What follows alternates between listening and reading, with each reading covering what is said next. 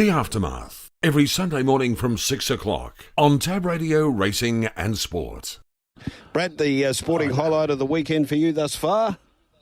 Look, I think the sporting highlight of the weekend was your boys. So I thought they were terrific yesterday. I mean, coming back from Perth, people have understated them, and I know they only just got over the line last week, but people don't understand. It's a big ask when you're on a regeneration mode, and you do what your boys have done over the past month. It's been fantastic, and I thought, look, they might just be a little jaded coming back from Perth, and in the first quarter it looked exactly like that.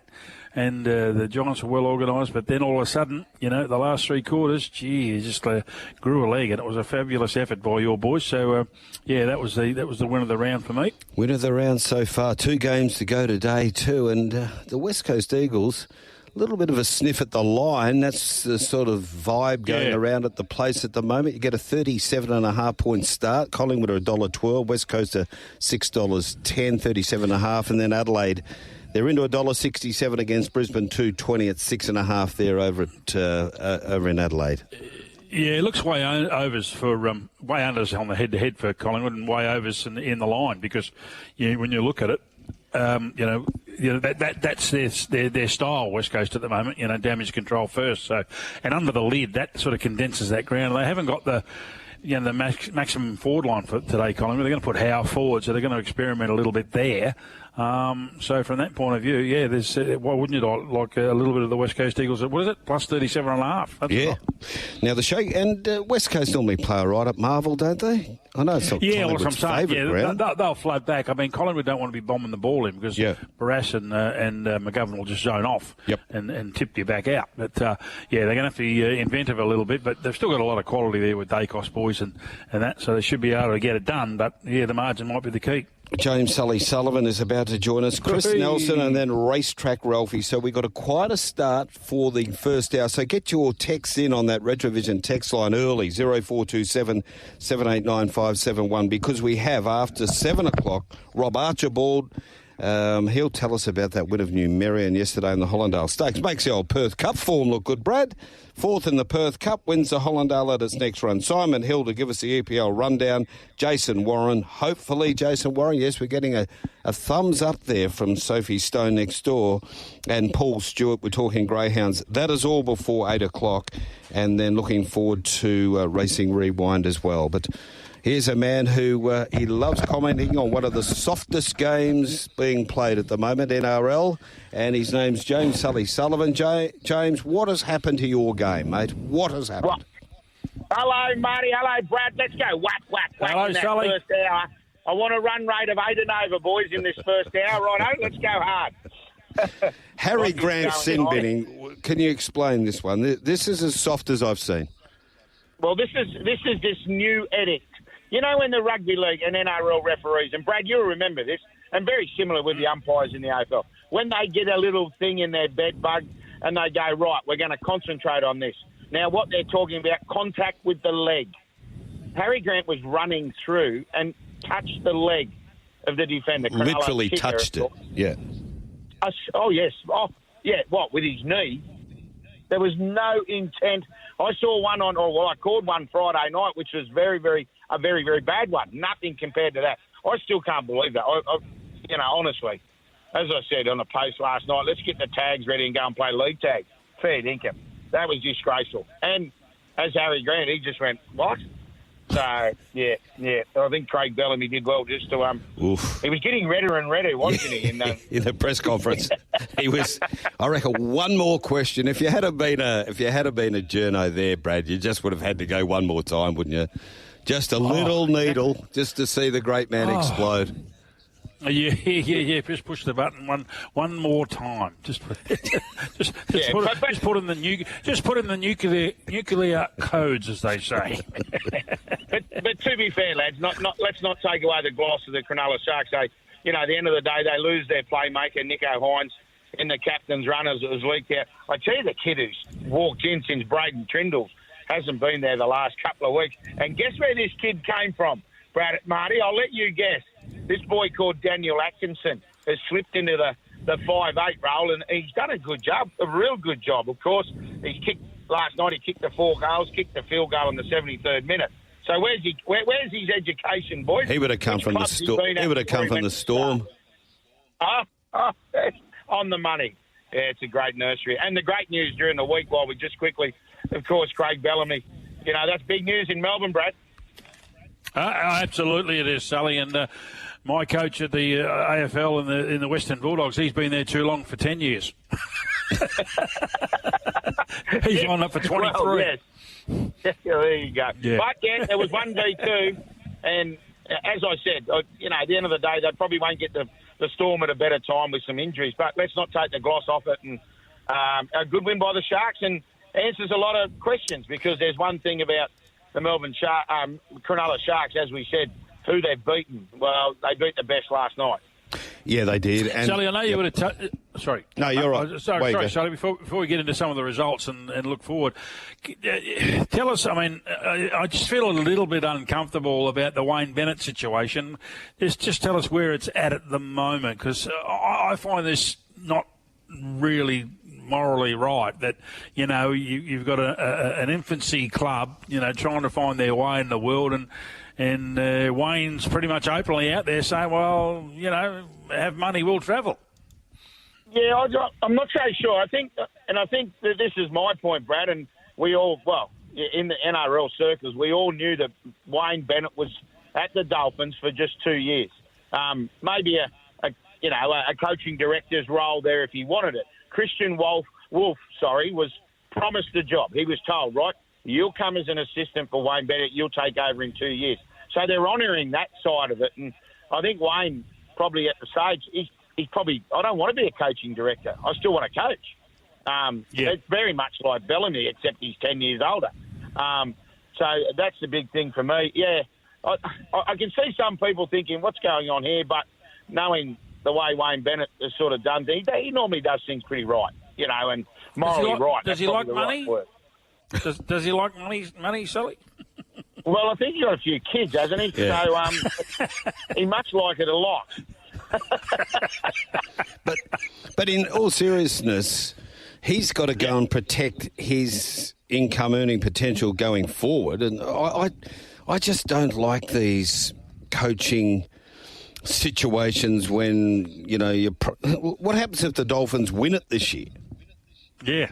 Well, yeah, or get close. Walk into Christian Wolf's still there anyway at the moment, so it's not as if the way they're playing at the moment, which we'll have a look at in a minute. But I've got no problem with it at the moment. I think Wolf he'll get the respect, and then Bennett. I think the earlier it's announced, the better for South Sydney, because they got a little bit of cleaning out to do, and I've probably got a personal interest there as well. So about players coming through and who Bennett wants, because he's probably going to have to start getting the videos and watching a few South Sydney, tapes of kids coming through. That's the big thing for me.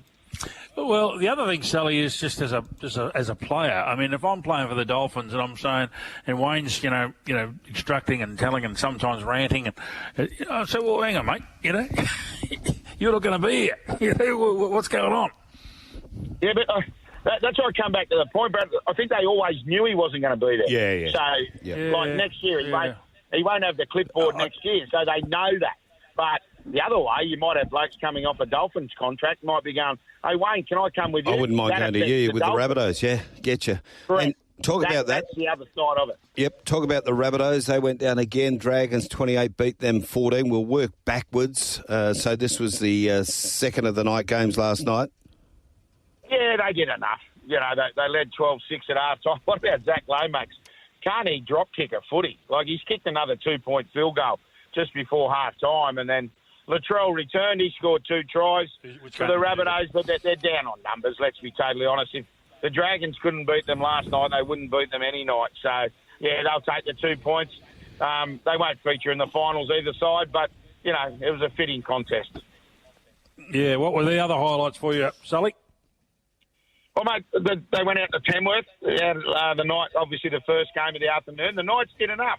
On the road, they hadn't been good, boys. That was only their second win on the road this year. So very, very important for the Knights. And I tell you what, the myth that they can't win without Ponga.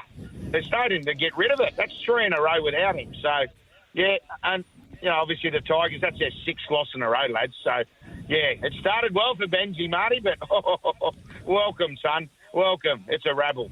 Yeah, okay. And it happens, doesn't it? It happens. Oh, yeah, of course. He's going to take a while there. But, the night's important, though. That's what I'm saying. They're learning to win without Kalen Ponga.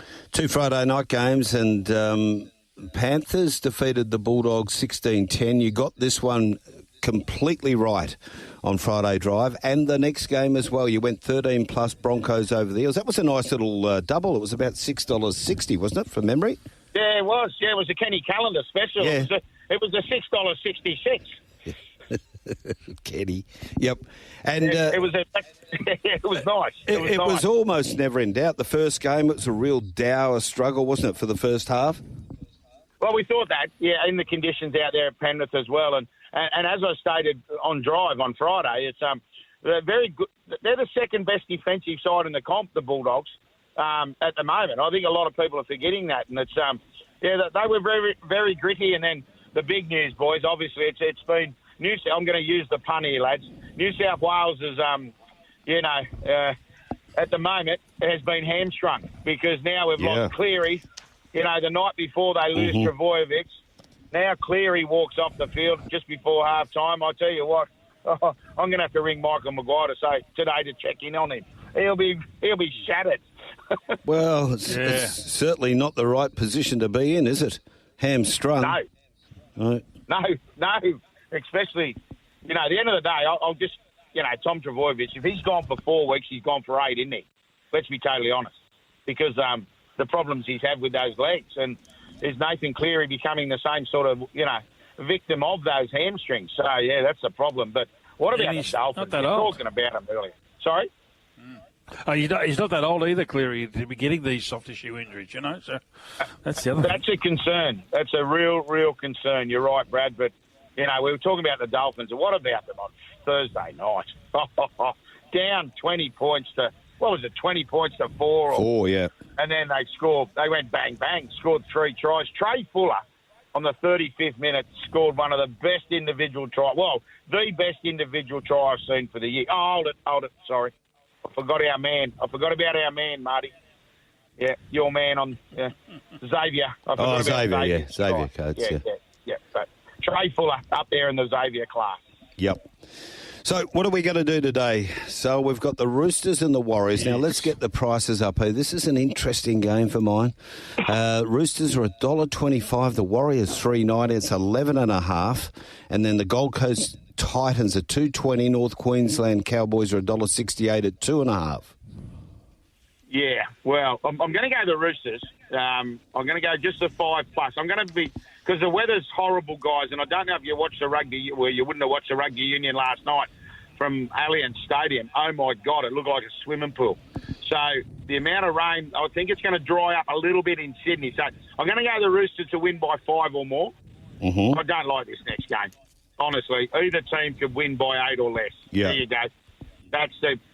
It is just a danger game. Titans, I know they've only won from 4, but they haven't lost games by a lot of points, and the Cowboys are just desperate. The best thing for the Cowboys, it's in Queensland because they can't win in New South Wales. So if we link Roosters to win by 5+, either team by 8 or less, $3.14. Mm-hmm. Right, now we're going to go 2 try. We're going to go 2 try ones today. I'm going to go Joey Manu from the Roosters into AJ Brimson from the Gold Coast, $5.06. Yeah. And the second one, we're going to go to 2 number 11s. They're going to do a hashtag 11. Angus Crichton for the Roosters. Your boy, yeah. This man has been in the news all week. He will want a big game, a massive game, because obviously he's leaving the Titans. We're going to go David Fafita for the Gold Coast Titans. So Crichton into Fafita, $7.50. $7.50. Now, we've had a text come in here from Lucy, and she wants to know, when's the mighty Sully going around again? I'm not sure, Lucy, but yes, lovely on Thursday night. We've been celebrating all weekend, so Yeah, it might be a week or two away. So, yeah, I'll leave that to the great man, Matty White. I don't know if you happened to cop the win, Brad, on Thursday, but it was a very... No, I missed the text. Oh, yes. Missed the text. Yes. I got a ricochet. I had somebody who got the text and told me about it before the race. Brad, to be fair, Brad, I threw it out on Thursday morning with Timmy and Diggers, and they were like, oh, yeah, okay, whatever. Oh, when really? they walked in Friday morning, they got whatever. Hey, so what's the latest on... I've got another text here. This is from Grayson, and he wants to know what's the latest on State of Origin. I know you just mentioned a little bit there with Cleary, etc., but what are you hearing? Yep. Yeah, 3.5 weeks to go, obviously, and, you know, at the moment, what we hear... We only hear about one team in Origin, don't we, Brad? And it's New South Wales. We never hear what Queensland are doing. They're more settled than a sleeping baby, honestly. But, yeah, New South Wales at the moment, it's interesting. Obviously, Angus Crichton's probably put his hand up the last few weeks for the Roosters. Who's going to play in the halves? That's the big thing. If Cleary's gone, I'm thinking Hines and probably Matt Burton. And Luai's there, but he's a man that's got to be there when Cleary's there. So for me, if Cleary's not there, it's a big if. I'd probably Hines, because he rested yesterday as well. And then Matty Burton's been going all right for the Canterbury Bankstown Bulldogs. Who plays in the centres? Bradman Best, of course, is the incumbent. Yep. So if Trebojevic is not there, I think Bradman Best plays. Stephen Crichton will be the other one, and Tedesco will be a fullback. So, yeah, we're still sort of working out Appy Coruscant as well, you know, who's going to be the hookers. But, mate, as I said, all the talk's about New South Wales, never about Queensland. They just get on with their business. As you do as well, Sal. Thanks for coming on the Aftermath this morning, and we'll listen to you during the week. First off, Thursday on the Sports Daily, Friday Drive, and then we'll catch you again next week, the same time, same place. Absolutely. Giddy up, boys. Stay safe. Oh, he's thrown a giddy up in our man. Well, he's doing a Lindsay Smith. That's what happens. That's what happens when you're on top of the world. Hey, we've got the text line on fire. Andrew Willerton. Come on, keep them coming in. You text, you get on. What did you think of Amelia's Jules run in the Goodwood? First off, Brad, your thoughts? Look, flat as a shot carter's hat, unfortunately. Just in the wrong lane and never quite settled. Not sure. She might have resented the blinkers. Not sure. She's much better than that. We know that. But hopefully we'll speak to Jason Warren a little later. But I just thought you just couldn't be in that lane, Marty. Unfortunately, you had to be out in the Crown or beyond. I'm a bit that way. I just don't think she went with the blinkers on. I'm not giving her an excuse, but she didn't jump, and a lot of times horses first up in blinkers miss the kick, and then she missed the kick. The thought went through my mind that there was a little bit of a delay getting horses in. And I'm not saying that contributed to it at all, but I was just watching that cap of hers and bang, jumped and missed the kick. I went, there you go. Now you got some. And then he ended up on the fence where you didn't want to be. So she looked like she was going to come through there at one stage. She probably ran a good sectional 6 to the 4, something like that. But from then on, it told on her being in the wrong spot. I thought Oscar's Fortune, beautiful ride by Pike. Quite good. Yeah. I actually thought Oscar's from there would have probably been a little bit harder to beat. Benedetta, though, and hope we do get Jason Warren on, because this mare has, knocked up running well leading into this, and it was no surprise that she got the job done in the big one. No, and look, I must admit I had it both ways, but I had a little share of the first 4, and but Stratton Angel was flying. I thought, she's going to pick Benedetta up, and I looked at the price. I thought, well, that's okay because it's 26 to 1. So, but Benedetta, she really dug in yesterday. She's a really good one. So I know I'm with you, Marty, and now we see Amelia's Jewel go off to Annabelle Neesham and see if change of scenery, change of training habits, see what happens with her going forward. But she's very, very good, as you say. But as I said, in the wrong lane. And so often we've seen her, even when she's got back, she's been good enough to be wide with her back to follow and get over the top of them. But, just wasn't to be yesterday. Daryl's text one in. Well done, the Bombers, Mart. Are you still off Elwyn Davey? Oh, knock it off, Daryl. Please. He did one good thing. What do you have, 4 possessions for the game or something? No, 2. Yeah. 2. No. That should be enough, shouldn't it? 4 last week, 2 this week. Kicks a goal.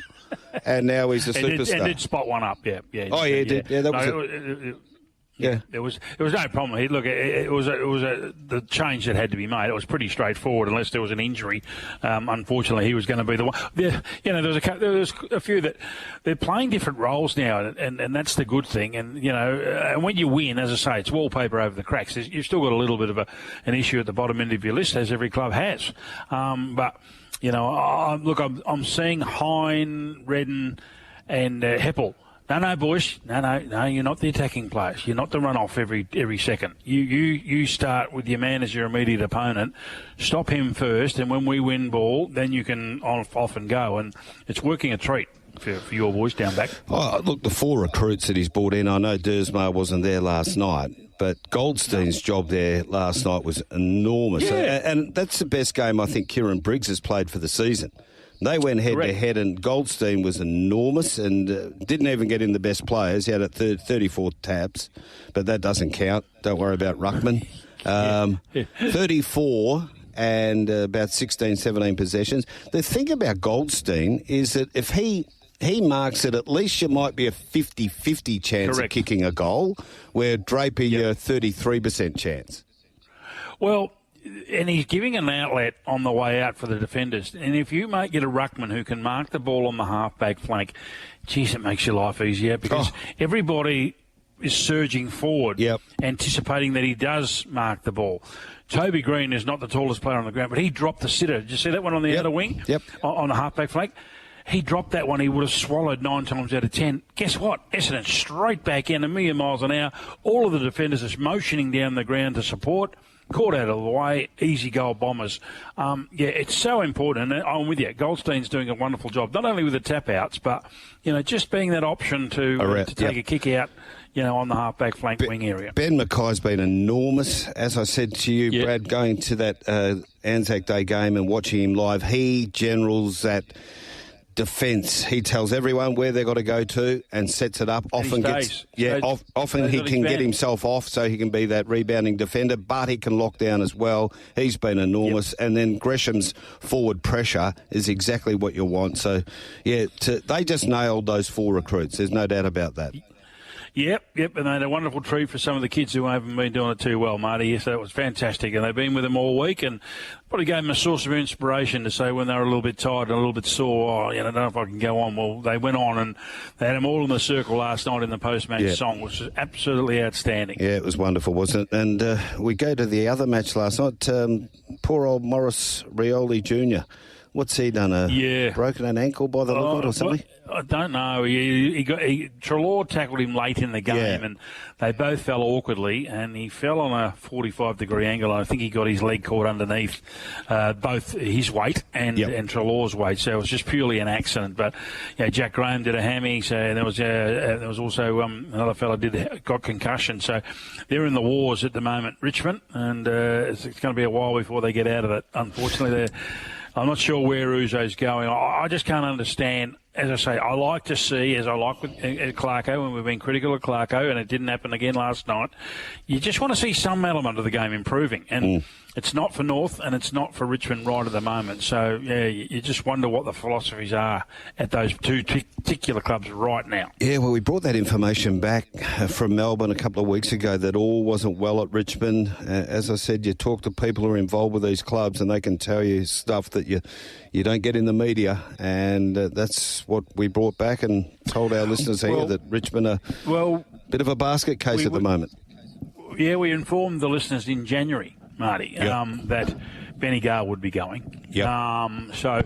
And people sort of, and now, look, and it's now got to the intensity, and I'm not, I don't care if I'm speaking out of school. What I know is that they want him to go sooner rather than later now. It's just when it's like retirement. If you're thinking of retiring, just retire. Yep. Because you're not got your eye on the job, on the ball, etc., and it affects other people. And they've changed their coach, they've changed quite a few things. Now they're changing their CEO. Their chairman went a little while before that. It's just you just got to try and move on quickly. Don't even lurk and linger around. He's in the paper this morning saying he wants to sign Dusty before he leaves as a farewell present. Don't worry about that. Just move. Honestly, just move now. I agree with you 100%. When you, as I said, talking to those Richmond faithful, they're not very enamoured with what's happened with Hardwick and the way he's left that club. And we spoke about on Drive on Wednesday, it's a bit like the Ross line when he left St Kilda. You're going down that path with him. And even though you've given him 3 flags and Ross never got one, things, there's a lot of people at Richmond aren't happy with the way that all ended. Well, because they went and recruited players in like Hopper and Taranto, and they gave up the farm, to do that. And then, 5 minutes into the experiment, guess what? I'm out. So, time for a break. Hey, it's Mother's Day. Welcome along, mums. Hope Dad's getting a bit of tea and toast in bed this morning. You sleep in and listen to us here on The Aftermath. The Aftermath, every Sunday morning from 6 o'clock on Tab Radio Racing and Sport. Sorry for interrupting your conversation, Chris. You're on air, mate. You know what, Marty? It's don't blame Soph. It's definitely me. I'm the one that yaps. Being a bit verbose, are we? Yeah. Oh, yeah, I've heard that line before many times. It's not you, it's me. Right. I can tell you it's Good definitely morning, me George today. Christine. Don't worry about that. How are you, Chris? Hey, what about the sunny Going coast well, yesterday, thanks, guys. Chris? Heavy Yeah, tin, look- some fair to say some handled and some didn't handle it, didn't they? Yeah, but I think under the circumstances, the track played very well. Yeah. It could have been a lot worse, and we weren't really sure what to expect. We'd had one meeting on the grass track since early March, so everything had been on the poly, and it just kept on raining and raining and raining. So I'd say, you're right. Some handled it, some didn't, and it probably didn't pay to be out the back of the field. It was very hard to make a bit of ground, but look, we had that area in the middle there, known as the crown of the track. That's where everybody was trying to get to, and I think under the circumstances, it played very, very well.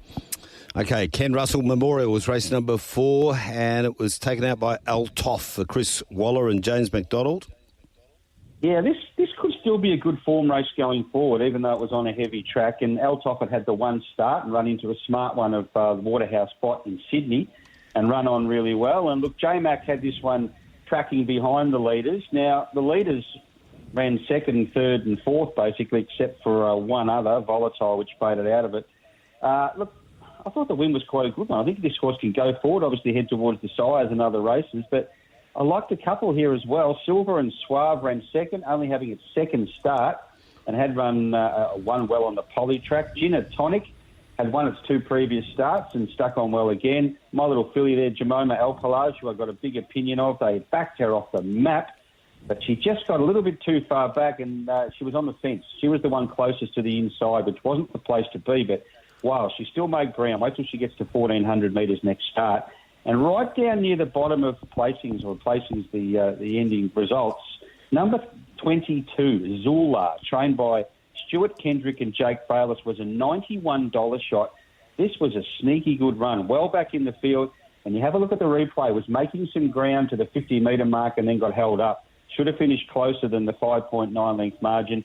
Will be something to bet on in a maiden going forward. So Zula, the horse I want to follow out of that. Race 5, I love me novelties. Got a little drink out of this one. Terrific run by Atwit's End, and I'm glad to see one of my favourite horses up your way, Chris. Yellow Brick looks like it's back. Yeah, he might be back too, Brad. He sat wide all the way here. He did a really good job. Atwit's End has just been a revelation since Daniel Bowen's taken over the training. Some new owners there, and he's done a terrific job. Loves the wet ground, held off Yellow Brick. And then we had Freedom Rally, who was very good, I thought, because he was making some really good late ground near the inside. I thought that was a very encouraging run. His stablemate, Mullane, was a pass mark. They both cut the corner, Mullane and Freedom Rally, interestingly. And Freedom Rally was the one that finished off. I thought Irish Songs was a nice return.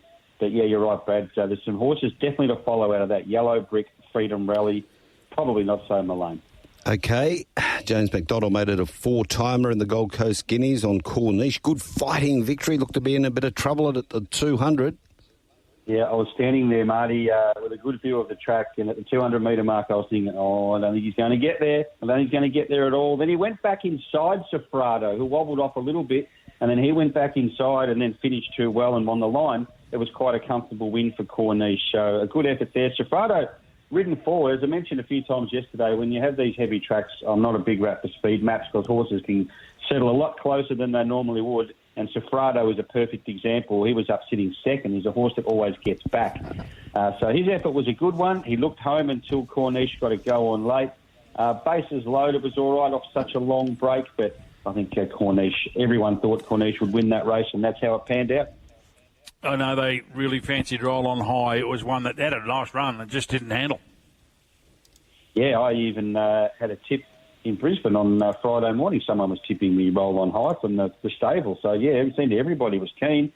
Backed into $3.50, and, yeah, I'd say you're right there. Some just didn't handle it. And, Brad, that Sunshine Coast track, as you probably know, can be a little different to other heavy tracks. They can handle heavy tracks at Doomben, etc., but Sunshine Coast is a bit different. Well, it wasn't a stellar Hollandale Stakes this year, but Numerian gave him no hope. Just gave him a spanking at big odds. Yeah, and sat wide all the way. First up 1,800 metres. And looking at the fields of the Doomben Cup in a couple of weeks' time, it's not much different to this. So probably a little bit disappointing at this stage unless something jumps up in the next couple of weeks, which I doubt. But Numerian, 4 straight wins in this race for Annabelle Neesham. Of course, she won it with Zaki the past 3 years. And Numerian, who sat 3 wide, no cover, gave them 6 lengths start and was just way too good. So all honours there with Numerian, Annabelle Neesham and her team. Just Spoke did a good job backing up from that win at Hawkesbury last Saturday. Good old Kovalika, well, he did his thing again. He ran on late and he got you in and thought, well, maybe next time he might be something to bet on. But he's gone for me. He just keeps promising and he's just not delivering at the moment. But if you looked at that last 50 metres, you'd probably have him in your black book. So out of the race, Sweator, look, last too far back, made ground, but was given no hope from back there. So all honours with the winner, I think, guys, but I'm not sure where we head going forward into the Doomben Cup. OK, what about the Gold Coast bracelet? It was Amazonian Lass for Gay and Adrian and Adam Hieronymus.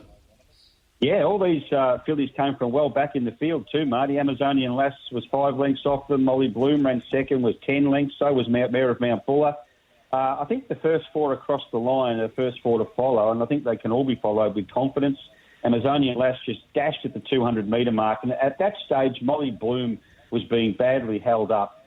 Look, she did get clear late, and she did run on well. And I mean, she was first up, 1,800 metres, bog track. She's a Group 1 winner, twice a Group 2 winner. She's the one I want to follow going forward into the Oaks, obviously. But as I said, all 4 across the line, or the first 4, Amazonian Lass, Molly Bloom, Mare of Mount Buller and Kind Words, who didn't get a lot of room until late, were also very good. I don't think any of the others would be too serious about heading towards the Oaks. Chris, standalone in the end for Newcastle yesterday, heavy 9. Yeah. Again, played well. You didn't want to be on the rail, that's for sure. But race 5, Scarlet Oak, lovely win. Again, just put them to the sword early. Yeah, this is a very, very smart filly, and she will now head to Queensland. She'll head towards the Oaks, by all reports. I'd say the Roses would be the next stop for her. Yeah, she caught my eye when she won in New Zealand, and then she trialled well, and then she went around in the car, the Group 3 race at Randwick on that bog track, and she did a really good job, so I was super keen yesterday. But that was a track gallop, guys. She absolutely brained those.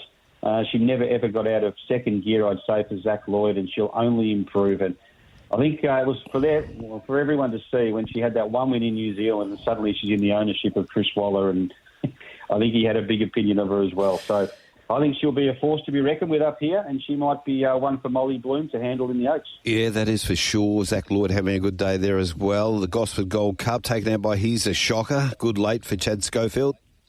Yeah, wet tracker. Never, ever won on a good track, so wet trackers to the fore in this race. Chased down Sir Lucan, who looked home halfway down the straight, but He's a Shocker was just a bit too strong late. I said the more the tracks, or the wetter the tracks, the better for horses such as He's a Shocker. The Takeover Target Stakes, what a horse he was, Takeover Target. Similarly on, the horse had a good day yesterday. Yeah, I don't think there's any Takeover Targets in this race, Brad, that's for sure. No. That's for sure. No. Demion was too quick, stayed down on the inside there and was too quick for them. Loves the wet ground, another one. It was really horses for courses wet-wise at Newcastle yesterday. Tashi ran on well, but keeps doing that. I was on yesterday and I saw typical, so never again for me for Tashi. And What He Goes, too far back. Was well backed, but made some ground, but was too far back in the run. So really, I'm just not sure out of the this meeting where some of the form goes going forward. So a little bit iffy for me, this meeting yesterday at Newcastle. Okay, the Coast, we better talk about it. No, we're not talking about this. Oh, the Coco, the Wonder Dog went up when Williamsburg looked home, but Magnus Spin too strong.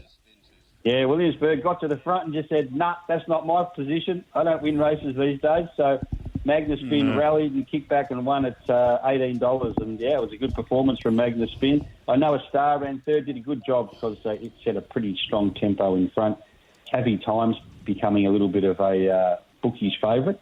Happy Time beaten again at $1.95. I think the Raps are were a bit too strong off that one win. I don't know where that was, but I remember it about 3 or 4 starts back where it won easily. It hasn't done a lot provincial, since. yeah. Yeah, it was provincial. Okay, now what about horses to follow? Then we're at the Sunshine Coast again today. Yeah, we're on the Poly today, though, Marty. Sunshine Coast yesterday, definitely race 4, Zula, is one to put in your black book. Race 5, Yellow Brick and Freedom Rally. And out of the bracelet, race number 8, Molly Bloom. And just the one from Newcastle, and I'm pretty sure you can guess what that is, Scarlet Oak, out of race number 5. Now, the Poly track today, I think, once again, there's not a lot of value, but I think there's a couple of good things. And they are race 2, number 1, Targeted. And race 5, number 8, The Fixer. Now, you could multi those up if you like, but I'll chuck in a couple of others if you want to add them for value. And they are race 3, number 12, Pretty Little Liar, and race 4, number 2, Shady Vale Storm. But I'm very keen on those other two. I've got one in my Sunday Saviour, race 6, number 5, Denied. Yeah, I've got it on top as well. Yep, got it on top. Yep. It won by 6.5 lengths last week, just rises a bit in weight, but if it gets across, I think it'd be hard to beat again. Definitely, Brad. Well done, Chris. We'll listen in on Wednesday and Saturday mornings and chat again next week. Look forward to it. Have a great Sunday, guys. And to all the mothers out there, have a great day. Well done, Chris. 100 Sunday morning. Tab Radio Racing and Sport is turned on. And you are listening to the dulcet tones of Marty Young and Brad Hardie on the Up. Yes, and Racetrack Ralphy from racetrackralphy.com joins us. Good morning. Good morning, boys. I just heard an ad for Ross's Auctions before we came on. Can I put Caulfield up and sell it via there? Yeah, I don't think you were the only one there, Ralphie. There was a little bit of angst against the course yesterday, including one punter, prominent punter on X, saying, that's over. Well, so I don't talk politics with you guys ever. I'm just saying it how it is. But the Caulfield's head manager, Tim Bailey's left to go to Pakenham and Cranbourne. Now, this is like leaving the AFL to go play at Bush like used to happen in the 50s and 60s. There's got to be a reason for that, because he's got a career of brilliance. Now, maybe they've given him such a good offer. I don't know. But what I do know is just the old core business. Caulfield, when the rail's back to true, should play like it did for all 10 races, not like it did for half the card yesterday. So that track has issues, and I've been saying it to you guys for a couple of months now. Blue Diamond Day, it played perfectly when it was nice and firm, and since then it hasn't. So I don't know what the reasons are, but it's very, very frustrating, and you know, we've got to have confidence in our track, otherwise people don't bet, and I reckon that's probably the lifeblood of the industry. Okay, so to the people out there who didn't watch or see much of the Caulfield racing, can you expand on what the problem, how did it play for a starter? Yeah, absolutely fair question. So what as I always say to you guys, so the best lanes at Caulfield are about 12 off the fence. So recent weeks we've had 3 wet meetings in a row at Caulfield, and when the rail's out, 4 and then 8 or 9 metres, I think it was 9 metres last week, it doesn't take a lot for the leaders to get to the best lanes, and that's all fair enough. That's known. So if you don't do the work and you're surprised by how that plays, it's your fault as a punter. But yesterday goes back to the true. I'm pretty sure it hasn't raced back in true since Blue Diamond Day. And so you got fresh ground. Now, fresh ground's looked after well. How it played for the first few races, like e.g. race 2, where he's beset and Georgie get mad led, he's beset outside it. Nothing could really make ground on them. They were both well-rated leaders, and they fought it out. That's Caulfield. We know that. Now, by race 6, the jockey's edging off. By the last 4 races, which are the quaddie legs, so that's where most of the turnover is. And for many people, particularly this time of year, your interest in racing once a year, through the off season, is taking a quaddie. That keeps you invested in the sport. And now, what do you want to do? You want to tell those people to have a bet in the sport instead? Because the fence was poison and it became a raffle. Yep. And that shouldn't happen. And as a mate said to me, it got the same amount of rain yesterday that Sydney got on Doncaster Day. And the Doncaster Day played as good as Caulfield did. and yet Doncaster had a week of rain leading into it. We had none. So there's issues with that track, and it needs fixing. Well, race one, there's a nice little street corner tip around there, this one, for Anthony and Sam Freeman. Tropicus, nice win.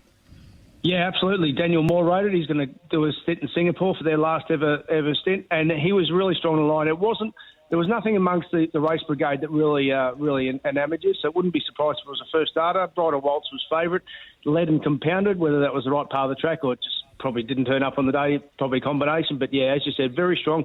And it was a classic case. If you watch the jump outs, it was strong in its jump out, whereas Bridal Waltz was just speedy. So the one that was strongest late in the jump out was the one who was strongest late on race day. And yeah, nice win, I agree. Gee, this stallion's burning, isn't he, for the 2-year-olds? Too darn hot. We mentioned it a couple of weeks ago. It just continues to sire 2-year-old winners.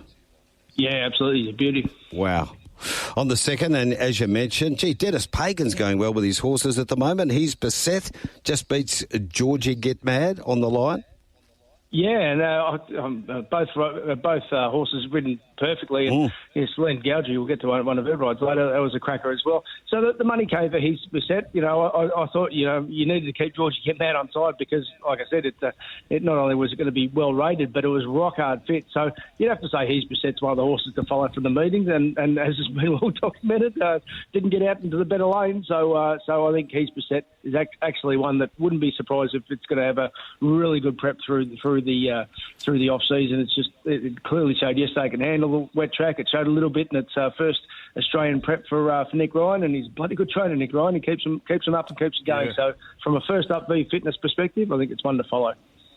Speaking of good trainers, Michael Hickmock's going pretty well too. His rudders are going nicely. So Fancify won the third. Yeah, again, gave a sight in Adelaide and then peaked again. It was a good lead to avoid Adelaide on their big day and come across to Melbourne and pick one off. And really liking what Jayla Kennedy's doing. So I think she's going to outrider claim very, very comfortably in the winter with Touchwood with a bit of luck and good fortune. She's got a fair bit of talent amongst the three claimers. So that was a nice win yesterday, dominated the race, and I think there's more to come there for sure. Race number 4, Shaw. So you think 3-year-olds won 2 in a row. Looks one to follow. Well, he dominated at Pakenham over not much. He was 5s in the 450 that day, so I was sort of saying it was going to be... they had a bit of an opinion of it. Dominated yesterday, got straight in the best lane. It's a good ride by Zach Spain. We probably need to see him continue to evolve, but these are the type of horses that certainly can. And The Aftermath, every Sunday morning from 6 o'clock on Tab Radio Racing and Sport. Let's face it, this time of year, these 3-year-olds aren't going to change much in this mile 2000 range. So, yeah, I think he's the one with upside, and the others have been pretty well exposed now, including Elphinstone. Race 5 over 2,400 metres, and Ethan Brown, he's in a bit of purple patch too. Let's be frank here. Yeah, operation is a success, but the patient died for me here, Brad. I was on Farrago each way, and you got to say, he ticked to both riders because that was the last of the ones near the fence, but Ethan Brown really went for home at the 400, and this is a mare who last time she was in a staying race was actually this weekend last year when it won a South Australian, the fillies distance race that was on yesterday on Goodwood Day, and he went for home and just made Farrago really chase. He's rock hard fit, loves wet ground. I thought he was ridiculous over as he was, but just missed. And good ride by Jared Fry. He identified the lanes from barrier 1, so he just missed as well, and they spaced the rest. But Tara Mansour probably needed that 2,400 run, and he's going to be competitive too. So the first 3 home, benchmark 84, they'll all find another winner, I reckon. Okay, 2.5 minutes to sum up the second half of the meeting. Yeah, so we're going to pick our way through here a bit. Miss Aria and Floozy. Black Book Miss Aria when it last ran at Caulfield, and then they Cornellaed that race at South Australia. This was a fun watch because they ran sizzling time that day, and they're much better than the local form, and it's super wide. That just gave it away for everyone after that with Tatum Bull. So good ride there, but equally Floozy will find a win for sure. It's ready. Shock 'em over. Very exciting stayer on the up. One query is super wide lanes. King Magnus inside, Flemington horse. So I reckon the old boy, one of the real horses to follow out of the meeting, and wouldn't ride off Gentleman Roy even big first up gas out, no money for it, and stuck to the inside lane. So Gentleman Roy could be an improver, maybe one more, but King Magnus, Flemington put a big circle around it. Race 9 of the program, again, super wide, but Trossette's in for a good prep. That was first up. Furious was fourth up. Ran second at All-Star Mile Day on a similar fence-off day, but the rail was out a little bit there at least. And race 10 on the program, I did black book it for you boys, Red Hot Nick.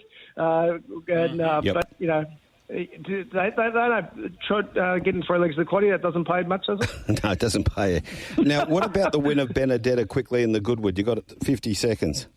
Oh, Blinkers and Jamie Carr. But the double gear change. Blinkers first time we know. Jamie Carr first time. That's not a bad gear change. So yeah. she was super. And yeah, that unfortunately on the day too with Morpheville, the fence was a bit offski there too. But those who identified it got it right. Good on Jason Warren, because that mare definitely deserves her Group 1 win. Ralphie, we get all your information on racetrackralphy.com.au. Thanks for that. We'll do it again next week. Good on you, boys.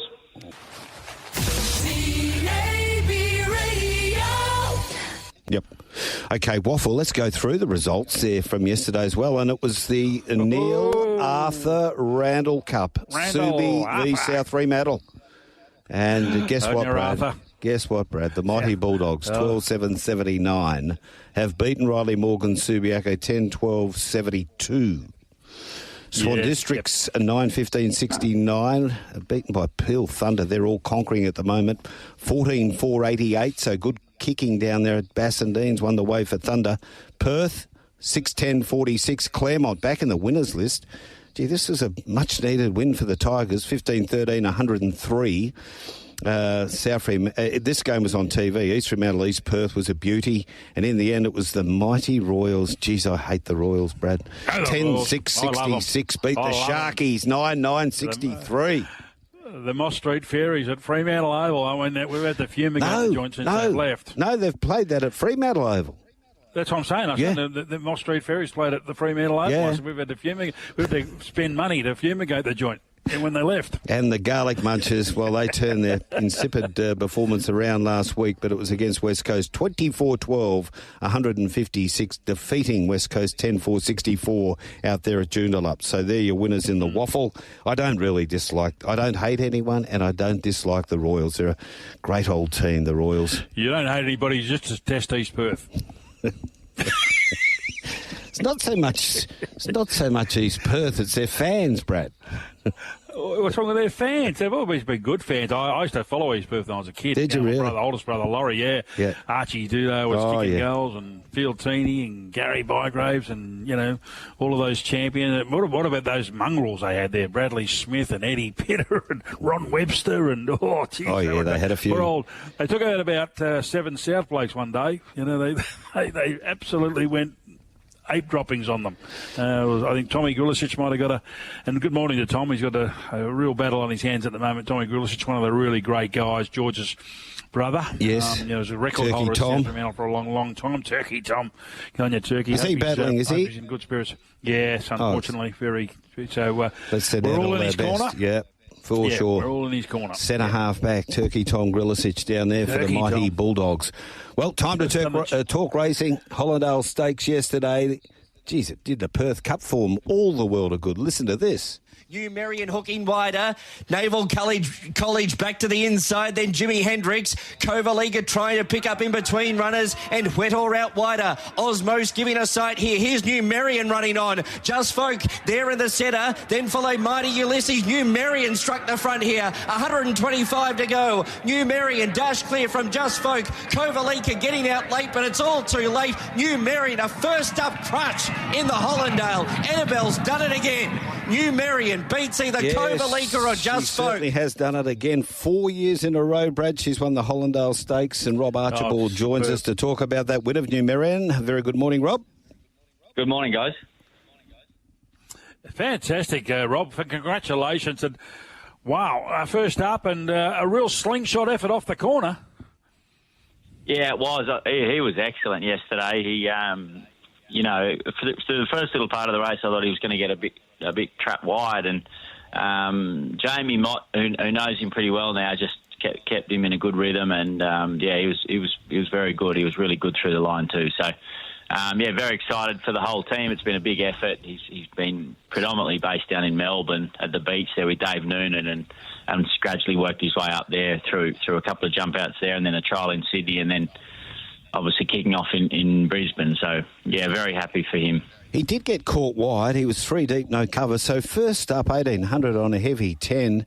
Yourself and Annabelle had this horse really fit for the run, but I thought it was one of those great rides from Jamie Mott where you caught deep, 3 deep. I often say it on the show, don't panic. He rated. There's a point at about the 1,000 where you actually see him come back a bit. Do you notice that in the run? Yeah, he did, and he said that. He said our other horse on his inside was in a little bit of trouble and almost sort of starting to clip heels, so he just let him get out just because he said he was a little bit worried, and that just gave him the opportunity to slot in a little bit at about the 1,000. And he's a great rider.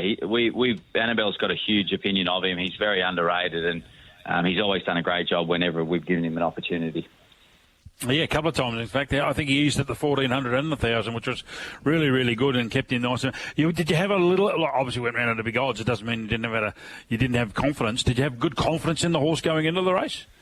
Yeah, well, Annabelle did. He was about as forward as you could get him going into that race. He'd had the 2 jump outs at Pakenham and a trial in Sydney, so effectively 3 trials, and he'd been trialling as he does. So, Annabelle was quite confident he was capable of running top 3. Obviously, you never in that sort of field expect the horse first up to go and win, but it was a bit of a bonus, and we'll certainly take it. He's been a beauty, hasn't he? He's only won the 8, but that's from 40... he's won the 7 from 43, but he's amassed $2.9 million in prize money. Oh yeah, he's been a beauty, all right. He's a very consistent performer. He's raced in a lot of the big races. He got very narrowly denied by Cascading in the Australia Cup. Yep. And he's been a really good horse for Annabelle at the early stages of her training career. So Annabelle's got a real soft spot for him, and it's just nice to see him at his age and stage of his career still racing so well. Rob, obviously southeast Queensland being inundated with a bit of rain these days, so the heavy's not going to be an issue for him going forward. Does it make it easier for you to map out where does he go next? I think so. I think the logical step's probably the Doomben Cup in 2 weeks' time. As long as he shows over the next 3 or 4 days that he's come out of it well. Seems to be bouncing this morning, so I think that's the next logical race for him.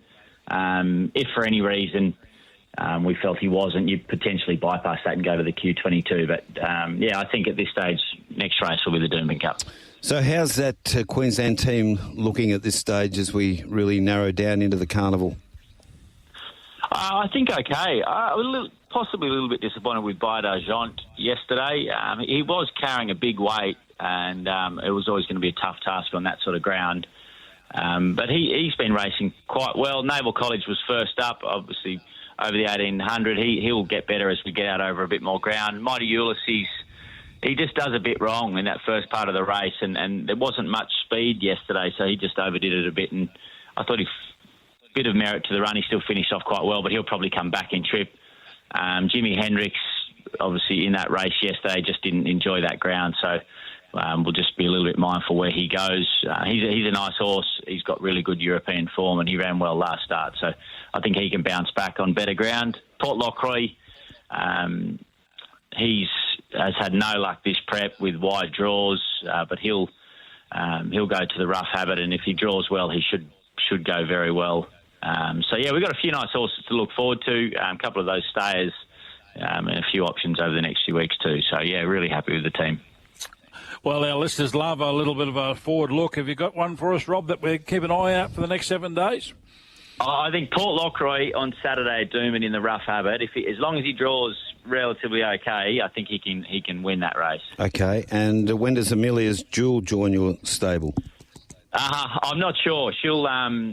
I'm sure they'll obviously give her a few quiet days now after that run, and I think she's going to go and spell now at Sedgenhoe, I think is the plan, and she'll have a nice break, and we'll then look to bring her back for a spring preparation. So they're very exciting. She's obviously a magnificent filly, and just look forward to the spring with her. Looking from afar, what was your take on the run yesterday in the Goodwood? I've only watched it once. It's hard to know, really, and I don't know what Damien made of it either. So, look, without really knowing her inside and out, it's hard to make too much of a judgment. I think probably on face value, I'm sure Simon and Peter Walsh would have been probably a little bit disappointed. But again, without really knowing her, it's hard to make any sort of judgment. And with New Merion, as we said right at the start, the horse was over here. He won the Ted Van Heemst fourth in the Perth Cup. To bounce off that and go into a Group 2, it doesn't do the rating of our Perth Cup any harm at all. Do you think we may see him back over here the end of next year? I don't know.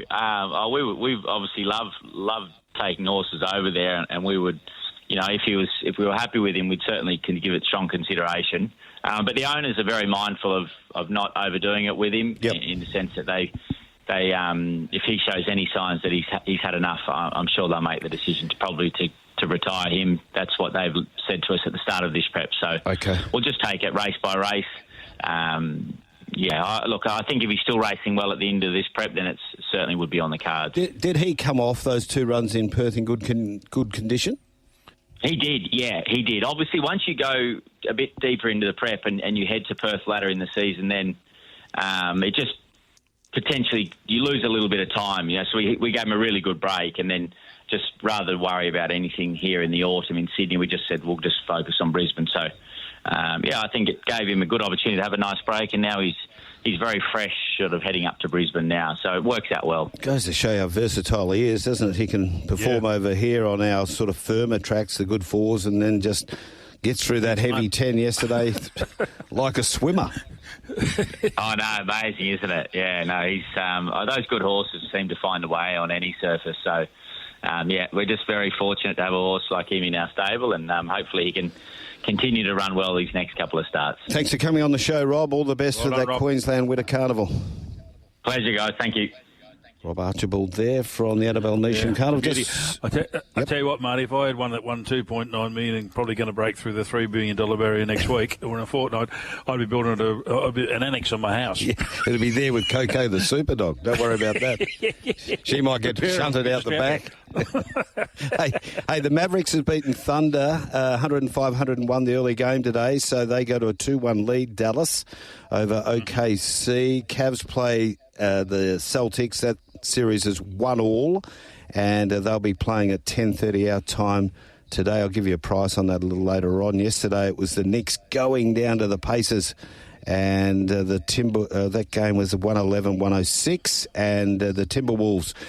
This was an interesting one, Brad. The Timberwolves had beaten the Nuggets, who are the defending champions, 2-0 on their home court. So then the series went to Minnesota, and the Nuggets said, no, stops here, 117-90. So that series is now 2-1 with the Nuggets fighting back. And you threw me there for a minute when you said the Mavericks. I thought, geez, the girls played early over here in the netball. Yeah. They've won a game, haven't they, those Mavericks over there? They did. They broke through. Yeah, they broke through. And it was a bit of a strange one yesterday, I think, involving a couple of the teams where I think the Sunshine Lightning thought they'd won the game, walked off the court, and the Giants said, no, they had a dispute because they said, no, it's a draw. And the Sunshine said, no, we're off. Okay. On. Anyway, and they came back 50 minutes later, and the Giants took it out because they had to play extra time. Okay, news coming through that England legend James Anderson has announced his Test retirement. Yep. Retired. Yep. Overnight. Okay, so he's. Are we speaking to Simon Hill today? He's going to be on top of the world today. Okay, we'll take a break and come back with him next.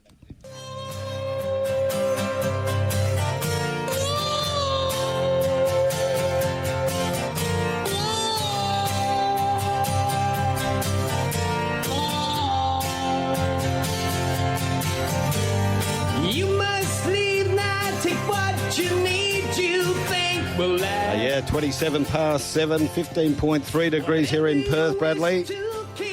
Oh, yes. Bit of Graham Bonnet.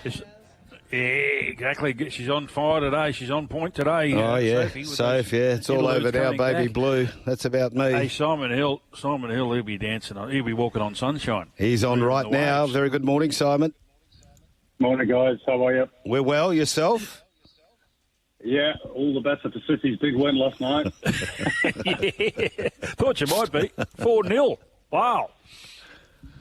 Yeah, they made light work of it, to be honest. I mean, if there is any pressure, they're not showing it. Obviously, this title race with Arsenal has been nip and tuck for weeks, months on end. But City had the chance to steal a march on the Gunners, who, of course, don't play until later today. They're away at Manchester United. So City returned to the top with a 2-point buffer with that 4-0 win over Fulham. And they were dominant, to be honest. I mean, in fairness, Fulham are not in their best moments just at this point in time, but City was so good last night. Josko Gvardiol with a couple of goals, Phil Foden with his 25th of the season, and then a late penalty for Julian Alvarez after he'd been fouled by Issa Diop, who was sent off. So if Manchester United, we're in the strange position today of maybe, well, I won't say cheering for Manchester United, but certainly hoping they take something off Arsenal. If they do, then City could win the title on Tuesday at Tottenham with their game in hand. They would have two chances to win it because they've got West Ham at home, final game of the season as well. Yeah. So it's really put the pressure on Arsenal to keep winning. Bournemouth at home to Brentford. Gee, they were all late goals here. Finally, the Bees get up 2-1. Yeah, a very tight game, and Brentford thought they'd won it when Brian Mbeumo scored after 86 minutes. That's his 50th goal, by the way, for Brentford.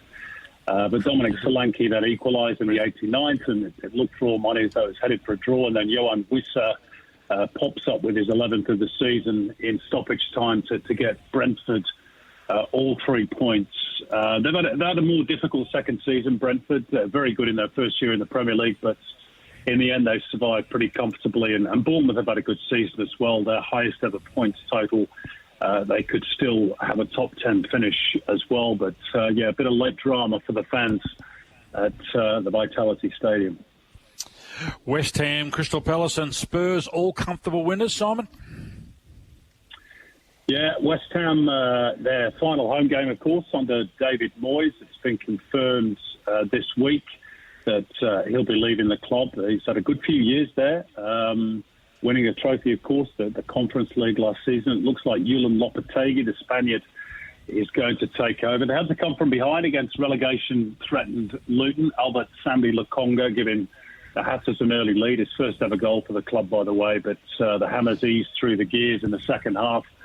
James Ward-Prowse, Thomas Souček and 19-year-old George Earthy off the bench, his first Premier League goal. That result effectively means Luton are relegated. They are only 3 points behind Nottingham Forest, but they've got a far worse goal difference, and really it would take a miracle for them to survive on the last weekend. Crystal Palace having a good end to the season, 5 wins in 6. Michael Olise with his 10th of the season, Jean-Philippe Mateta and Eberechi Eze with the Palace goals. Mateus Cunha for Wolves. Oliver Glasner looks as though he's putting in place some pretty good foundations for a much better season next year for Palace.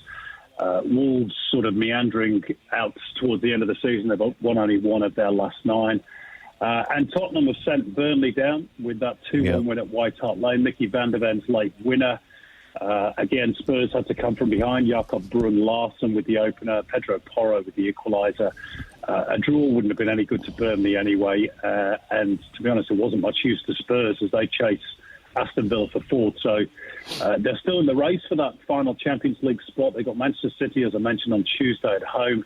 And then Sheffield United in the last game of the season. So you'd imagine they're 4 points behind Aston Villa in 4th. So they've probably got to win both if they're going to get that last Champions League spot. So, Simon, is that relegation zone sorted now? Is it Luton Town, Burnley, Sheffield United? Yeah, well, Burnley and Sheffield United are gone. Yeah, that's confirmed. And to be honest, as I say, it would take a mathematical miracle for Luton to survive on the final day. Forest play Burnley. I'm not quite sure who Luton have got, but they would have to win by 6 or 7 goals and hope that Forest get beaten pretty heavily at home as well. So I can't see that is going to win. That's going to happen. So it's almost done. Yeah. Newcastle, Brighton 1-1 draw and Chelsea 3-2 over Notts Forest before we look at today's games. That could be a costly result for Newcastle, dropping points at St James's. They're still trying to secure a Europa League spot. They had to get an equaliser from Sean Longstaff in first half stoppage time after Joel Veltman had given Brighton the lead. And Anthony Gordon had a goal ruled out for offside in the second half, but not the greatest display from Eddie Howe's team. They are in sixth still, and they do have a superior goal difference to the two clubs that are chasing them, Manchester United and Chelsea, but they will see that as an opportunity missed. Forest 2, Chelsea 3, crazy late finish to this one. Looked as though Forest had secured their Premier League spot mathematically. They led 2-1 with just 8 minutes to go.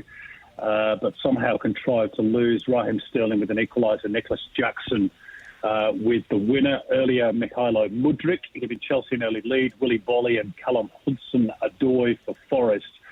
As I say, Forest still should survive, and I fancy them to get at least a point against Burnley at Turf Moor next week anyway. But it's been a difficult season for Forest and for Chelsea as well, of course. For whom Mauricio Pochettino made some interesting comments during the week, saying that if he wasn't at Stamford Bridge next year, it wouldn't, and I quote, be the end of the world. So whether that's going to be another managerial change for Chelsea, who knows? Okay, you mentioned this game. It's 11:30 this evening at Old Trafford. Man U $6.75, the draw $5.75, the Arsenal $1.37. Wow. Those are interesting odds because although Arsenal are certainly favourites, there's no doubt about that given their recent form, they don't have a great record at Old Trafford. And of course they've got to win, Arsenal, to keep the pressure on Manchester City. So this is an interesting one. I think there's a bit of value at least in the draw there. United in horrible form at the moment, there's no doubt about it. Massive loss to Crystal Palace last weekend. But they get 3 key players back tonight, Bruno Fernandes, Scott McTominay and Marcus Rashford. And they've only lost one of the last 16 games at home to Arsenal. So there might be a little bit of value in that one for a draw at least. Yeah, another game on Tuesday. I'm sure you'll talk to the boys on the daily about that. What about the A-League? Yesterday, Central Coast Mariners 2-1 over Sydney FC. And the big semi-final today, the Victory taking on the Phoenix around about 4 o'clock Eastern Standard. Yeah, it should be a good game, that one. Victory have not beaten Wellington in 3 attempts all season in the regular part of the campaign, but they've all been close. They're without Zinedine Mashash, of course, who was sent off in the elimination final against Melbourne City. Phoenix have had the extra week's rest. And, of course, the second leg is going to be in Wellington with apparently over 16,000 tickets sold already. So I guess the odds are slightly favouring Wellington. They've had a terrific season, but, don't rule out Victory. They're a big game team, and they've got Fornaroli, they've got Arzani. There's goals in that team, so we'll see if they can take a lead back to New Zealand next week. Friday night, Sydney 1, Mariners 2. Remarkable season the Mariners are having, on the brink of becoming the first club ever to do the treble. They've won the AFC Cup, they've won the Premiership, and they had to come from behind against Sydney. Joel King with the opener, but Josh Nisbet, and then a second-half penalty from Mikhail Docker means that the Mariners go back to Gosford as red-hot favourites, you'd have to say, to win through to the grand final and indeed host it. Looks like we're going to have if the Mariners do go through, it's going to be in Gosford, which will be a tremendous occasion in front of 20,000. That's a tight little stadium. Okay, and just before we let you go, this game today, we didn't give the prices from Tab Touch, but Victory are $1.77, $3.80 the draw, $4.25 the Phoenix. To the $1.70, does a $4.25? $4.25, yeah. Goodness me. Well, there's definitely value in that because Phoenix have had a terrific season. I'm a bit surprised by those numbers, to be honest. Victory are at home, but... Wellington have had a fantastic season. They finished second, and their away record has been good today. So, yeah, there's value there for punters, that's for sure. You got broadcasting duties today or not? Not today. No, I was on duty on Friday night, so I've got a day off today. Beautiful. Well, you enjoy it. Enjoy the game, and all the best. We'll do it again next week. Thanks, guys. All the best. Simon Hill, as he does every Sunday morning, Brad, on the Aftermath. Gee, Yes. The Sunday saviours are coming in thick and fast. Now, what's Rusty good, Gates yes. up to? He says, hey, Rusty. back when East Perth played at Perth Oval, we all used to say there were only two good things that come out of East Perth. That was Bulwer Street and Lord Street. Love you, Rusty. Rusty, text SMS in. Who had the pub? And a former player had the pub on the corner there, right outside the Perth Oval. I'm just trying to think who it was. What, the Brizzy? Yeah, the Brizzy. Ian McCulloch? Yeah. Ian McCulloch, yeah. Another one of those brutes. Yes. That they used to have back in the day. Yes, that is for sure. We're off to the Goldfields. Peter Fernie is joining us on the Aftermath. A very good morning, Pete. Marty, Brad, how are you? Yeah, good. How are you on Mother's Day? What's going on? Oh, I just had to produce the flowers. The kids forget to still buy them. I'm still buying them for Mum. What, Lukey doesn't weigh in? Nothing for Grandma just for send the Luke? checks. I got to supply the flowers, you know. Nothing. It's the same in all households, mate. Yeah. Yeah. I'm glad you told me that. Now I feel better, Marty. Yeah. Mate, three meetings into the season, 12 winners. It's been some sort of a start from your good self. Yeah, I just hope it keeps going, you know. Got a lot of numbers, so we all know it's a bit of a numbers game. When you get a lot of horses, you just got to keep turning them over. Yeah, the seven event card there today. How's your hand look? Oof. Oh, it looks pretty good. A lot of work. I'm a bit stressed. 23 in, so it's a big day. Gee, all hands to the wheel there. And in all seriousness, Pete, how are you going trying to get staff up on the Goldfields? I've gone the backpackers. They seem to be pretty good. I don't mind the backpackers. Yeah, okay. Scooter doing a very good job as the CEO so far?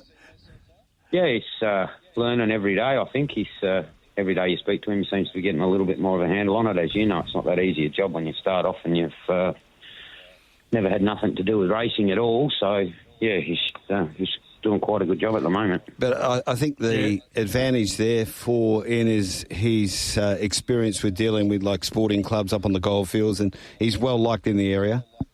Yeah, very well liked. I think you'll see a big difference with him at the helm. Just needs a fair bit of support from the committee, and I think if he gets the right support, he could go a long way. Well, let's work through them, Pete. You got three in the first. Oh, look, pardon my ignorance. I mean, there's 20 minutes to go before scratching. You got three in the first? Yeah, three in the first. What have I got in it? Lucid Dream. He just loves running the place. He just loves it. 20 starts and hasn't won yet. Yep. Run second every time he starts. Wanna Crack has been most probably a little bit plain. If we could get him to jump, I think he'd go a lot better. And Secret of Tyres having a first run for us. She's one of Bob's, and Brian Luke's foreman had her, and we bought it off him. She's very well bred, so we need to just try and win one race, and she'll be quite a valuable broodmare. So cross our fingers. Okay, two runners in that second event, the Quality Rubber Lining Maiden over the mile, Edward's Choice and Flying the Flag. Edward's Choice was a really good run the other day. He's another one that's always a little bit slow out. If he gets the right luck, be interesting to see how he goes over a mile. I think he should run in the first three. And Flying the Flag, I've only had it a couple of weeks off Joshy Brown. They left it up here with me. It's only small, but it's doing everything right, and its runs have been terrific. So I think it should be nearly winning Flying the Flag. Race 3, you got three in the market, all very much around the top end. Arcadia Jewel, of course, Dublin Red and Style Diva. Can you split them? I most probably thought Arcadia Jewel's raced in a lot better races than these, and I don't really like tipping horses that have won their maiden their last start. So even though this doesn't look an over-strong race, but I think she's been racing in a lot stronger company than what the other two have. So I think Arcadia Jewel would most probably be the one I'd go for. Okay, we move on to race number 4, the Calgary Feed Barn Handicap, and you've got numbers 2, 3 and 4, Dance of Thunder. We drew a Cadillac. great gate last time. Yeah, and so likeable. So Dance the Thunder first, the flashy-looking horse formerly from Victoria. Yeah, he's beautiful. Everyone should go and have a look at him. He's gorgeous. He drew a great gate and had all the favours the other day and got the money. But today he's got everything against him. He's gone up in weight, bad gate. So we'll just have to see where he lobs in the run. But he's going a lot better than he was last trip, I'd say. Yeah, and the other two? Red Cadillac's been enormous its last 2 runs, so I think should be really hard to beat. And I've only had side likeable a couple of weeks, and I didn't mind his run the other day, and he's got a really good record at this track. When Brock trained him, he was a pretty fair horse. So I think if he could get to the front in this, he's going to take a bit of catching, but I think the Red Cadillac will be really hard to beat. 3 in the 5th, Abloh, Ryewood and Honest Legend.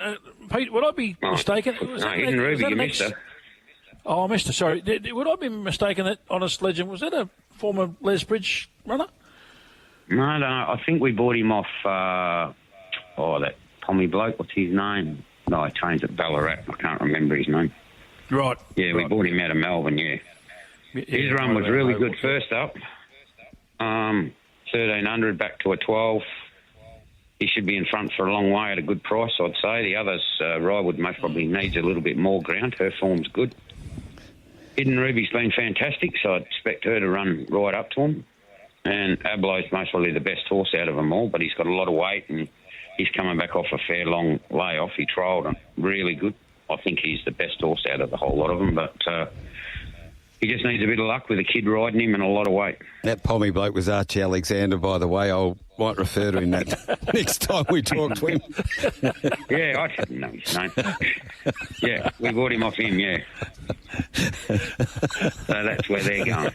Race number 6. And again, all bases are loaded here. You got 4 Men's Club, Kick a Goal Sun, Gluten Free and Dunbar.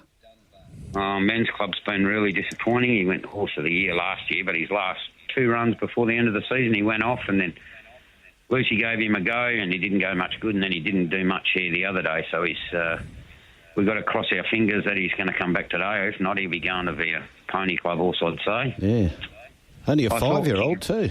Yeah, he's just gone off, and sometimes when they win them races and they're up in their weights, they've met their match, and he's most probably a badly handicapped horse if you wanted to take him back to Perth, because he won them races here. So he meets them all horrible in weights if he goes back to Perth, and he's not quite good enough. So he's one of them ones. And in the last, Kick a Goal Sun's most probably, he's a good chance, I'd say. His first up run in Perth was really good for Skinny, and then he really liked him his next start, and he just didn't quite do enough, but he goes really good at the track. I think he's be really hard to beat today. And Gluten, when he turns up, and Dunbar's a bit the same. He won last start, but he's a bit of a nonny as well. Well, you'll be looking for a Bex and a good lie down come the last, because you've only got 4 in there. Dreamtime Jean, of course, Celestial Fox, the one named in Marty's honour, Loopy's Baby, and Twist of Gold. Yeah, well, it's quite interesting. Dreamtime Jean, she comes out of a maiden, so we'll see how strong the maiden form is, see how that matches up, but it won really nice. Celestial Fox has been quite disappointing since it's been here. Promises a lot, but hasn't really produced. Loopy's Lady was, most probably nearly a good thing beat the other day, and Twist of Gold won a maiden as well, so if I was picking one, I'd be picking Loopy's Lady just because it was a bit unlucky last start. Okay, so line them up. Give us 3 for Mother's Day. 3?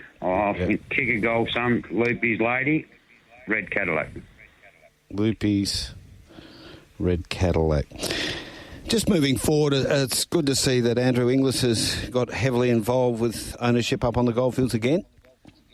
Yeah, he's got a new system where he's buying a lot of mares off Bob and fillies, and he's a bit more into breeding now. So he tries to buy instead of buying them over east like we used to, we buy the mares, and he's putting them to decent stallions, and hopefully it'll pay rewards for him in the distant future when they all come through. So he's bought a lot of nicely bred mares off Bob. And that's his new attack. So we race them here and try and get their purchase price back, and then you kind of hopefully get a free brood mare out of it. Yeah, okay. And we know how good a breeding he's. He's Yes, well, they're the best. Best bred horses in WA. Yeah, start with. That's what we're trying to do. Exactly, start with the best. What about Be Optimistic yesterday? Yeah, I thought her run was really good. Luke said that Damien said it hit a wet patch and lost its legs and then really picked itself up and went really good. So I think they were pretty happy. I haven't spoke to him today. They most probably all have headaches. Yeah, probably would. Laced Up Heels was tough. Oh, she was really good, wasn't she? I think she would have most probably run in the money if she could have got a bit of cover. But she does, I think she thinks about it when she gets to the front. She wobbles a bit when she gets to the lead. She doesn't finish. I think she waits for him a little bit when she gets there. Yeah, okay. All right, well, thanks for coming on the show this morning, thanks, Pete. All the very best luck, to you and the family. See ya, bye. Happy Mother's Day to Marge and the team up there. 11 away from 8, 15.9 degrees here in Perth. What do you got for us, Brad? What about this fight that's on here in Perth today? We going or not? Well, I'm not, but I'll be watching. But George Kambosos up against Lomachenko, one of the legends of the sport, and look, I think it's going to be a capacity crowd there, as you'd think. It'll give you a nice little turnout, and George doesn't lack any confidence. There's no doubt about that. Unification bout. I think if Lomachenko's right, he wins. But as I say, he hasn't been in the ring for a good while, and we know how tenacious George can be. So it might go all the way, this one. Might be down to a points decision. Okay, Snoz has come back on that text line for Retrovision. Good on you, Snoz. Brad, have Freo lost another good player, letting Lloyd Meek go to Hawthorn? Well, they needed to give him some time, and they didn't. And look, they've gone out into the marketplace, and they've got Luke Jackson, and that's not a bad thing. Sean Darcy didn't play the other night, but again, it's just still to be seen whether it actually works with the two of them on the field at the same time. Meek's just doing he's just being honest. He's just an honest player. He's like a Pitney. He's like to a lesser degree, a Naismith back up for Nankervis. He's that type of player. But, he's getting the job done, so good luck to him, and well done. Sometimes a change of scenery can help. I don't know about Jackson as a one-off ruckman, I thought the other night Grundy certainly had him as far as the taps were concerned, 33-12.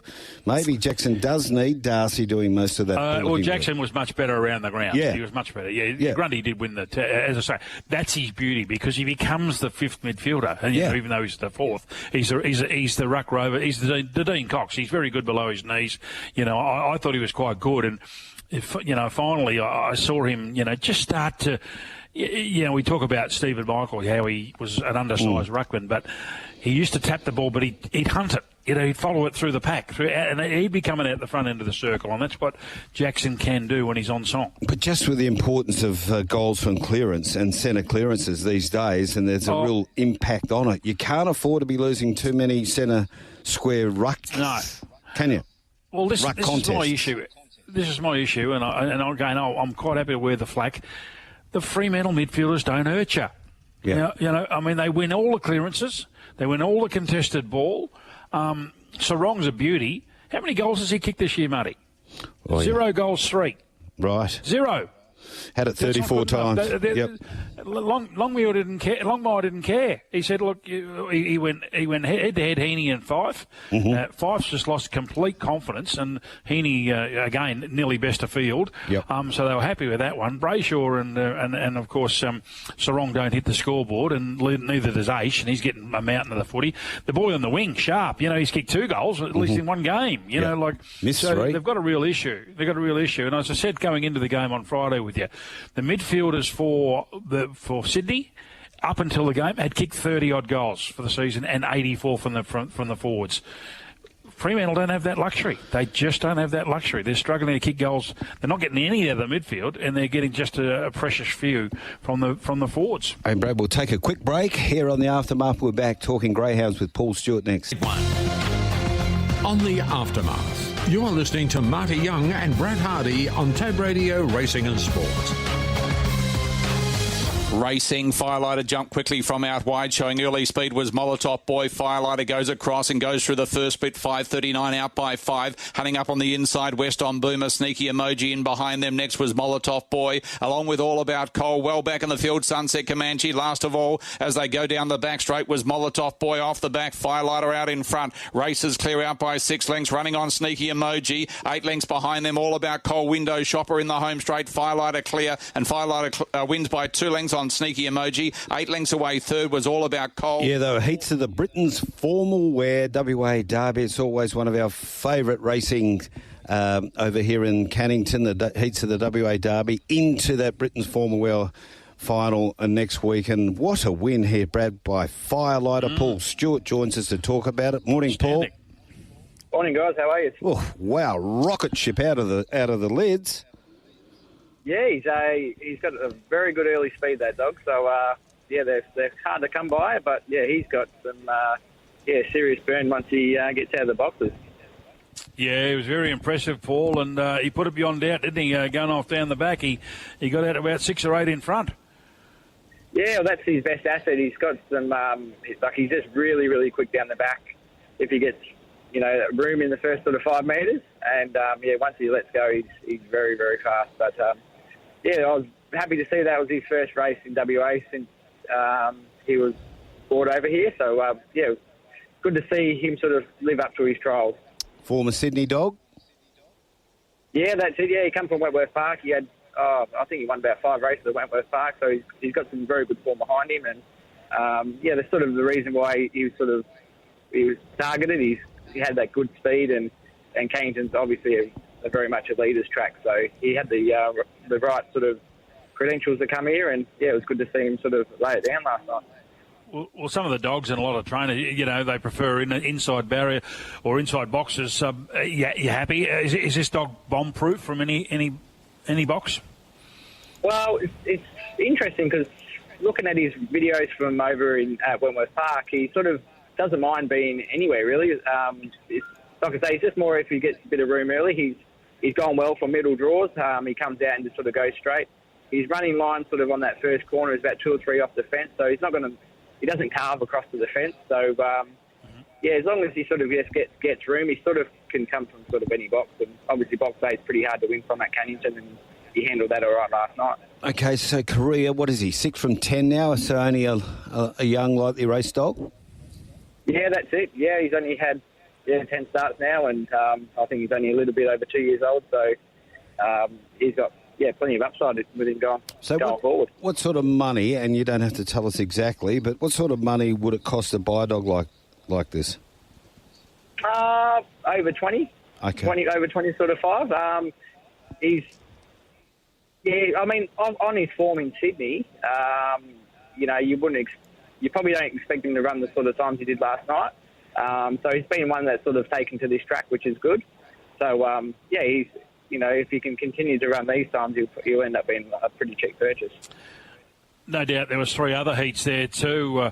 And did you like what you saw from one of the other dogs? Was Sunset Fraser the most impressive? Oh, he's always very impressive. It's actually, to be fair, all the heats last night, there was 4 heats. All the dogs that qualified were very, very fast. It's actually probably the best Derby field I've ever seen in WA. There's stacks of early pace, and they can all run sizzling time. So, like next week, any of the 8 really have a chance of winning this. And the way the box draw's sort of fallen, I think our dog's got 4, and Sunset Fraser's drawn 8, which is not really suitable for him. So there's going to be a lot of fireworks early, and it's just going to be a really good race to watch. Okay, so what's the plan training-wise for him this week? What do you do with him? Nothing different. Just keep him at home, and just give him his couple gallops at home in his straight. And that was his first 500 last night since he's been here. So that's probably in 2 months. So he'll just have a nice easy week at home, and hopefully roll in and show a bit of pace like he did last night. Good stuff, mate. Well, good luck with it. It should be a fascinating race, and Peter O'Neill is calling brilliantly, so hopefully he'll be calling your dog next week. Oh, I'd hope so. Pete's a good fella. I reckon he might do it for us. Okay. So from box number 4, I haven't seen a market out if there is one out yet, but where do you think you'd be in the betting from there with the box draw?